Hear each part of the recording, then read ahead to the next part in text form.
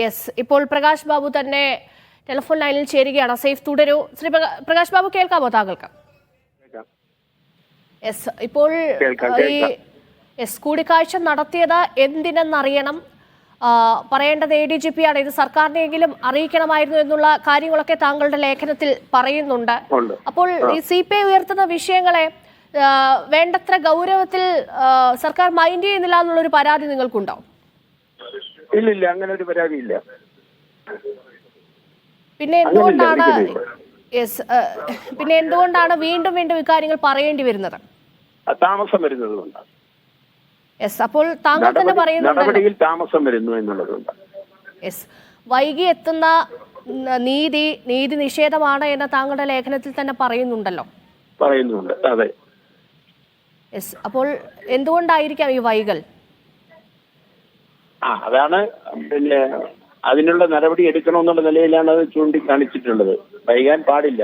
വൈകും തോറും LDFിനാണ് അതിന്റെ ഒരു മങ്ങലേൽക്കുന്നത്. RSSന്റെ നേതൃത്വവുമായി പിന്നെ ഒരു പോലീസ് ഉദ്യോഗസ്ഥൻ, സംസ്ഥാനത്തെ ഒരു പോലീസ് മേധാവി സംസാരിച്ചു എന്ന് പറയുന്നത് അതിന്റെ എന്താണ് സംസാരിച്ചത്, എന്തിനു വേണ്ടിയാണ് സംസാരിച്ചത് എന്നുള്ളത് വ്യക്തമായില്ലെങ്കിൽ ജനങ്ങളുടെ മനസ്സിലൊരു സംശയം ഉണ്ടാവും. അതുകൊണ്ടാണ് അത് നീണ്ടു പോകരുത് എന്ന് പറയുന്നത്. തുടക്കം മുതൽ തന്നെ CPI കൃത്യമായ നിലപാട് ഈ വിഷയത്തിൽ സ്വീകരിക്കുന്നുണ്ട്.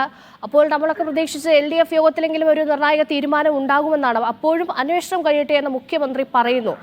അതൊരു തീർച്ചയായും താങ്കൾ ആവശ്യമില്ല. അതാണ് ഞാൻ അതിൽ വ്യക്തമാക്കിയിട്ടുണ്ട്. ഇത്തരം ഒരു വിഷയത്തിൽ അന്വേഷണത്തിന്റെ ആവശ്യമില്ല. ഇതൊരു പൊളിറ്റിക്കൽ ഇഷ്യൂ ആയിട്ട് കാണാൻ. യെസ്, തീർച്ചയായിട്ടും. അങ്ങനെയാണെങ്കിൽ CPIയുടെ അഭിപ്രായത്തെ അത് മുഖവിലക്കെടുക്കാത്തത് കൊണ്ടല്ലേ ഇങ്ങനെ ഈ നടപടികൾ നീണ്ടുപോകുന്നത്? അത് LDF യോഗത്തിൽ ആവശ്യപ്പെട്ടപ്പോൾ മുഖവിലേക്ക് എടുത്തിട്ടുണ്ട്. എന്നാൽ റിപ്പോർട്ട് വരട്ടെ എന്നൊരു സമീപനം എടുത്തു. അതിന് താമസം ഉണ്ടാവും. അതിന്റെ ആവശ്യമില്ല എന്നുള്ളതാണ് ഞാൻ ഇതിൽ കൂടി ക്ലാരിഫൈ ചെയ്യുന്നത്. യെസ്, ഇനി ഇക്കാര്യത്തിൽ എങ്ങനെ സമ്മർദ്ദം ചെലുത്താനാണ് CPI ആലോചിക്കുന്നത്? ഇനി ഇവരുടെ അതിന്റെ ഡിസ്കഷൻസ് ഒക്കെ വരുമ്പോൾ നമുക്ക് LDF അത് ഗൗരവമായിട്ട് എടുക്കുമെന്ന് തന്നെയാണ് എന്റെ വിശ്വാസം.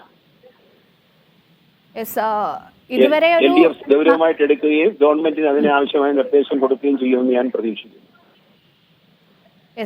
ഇതുവരെ ഒരു കാര്യപ്പെട്ട നടപടി കണ്ടില്ല.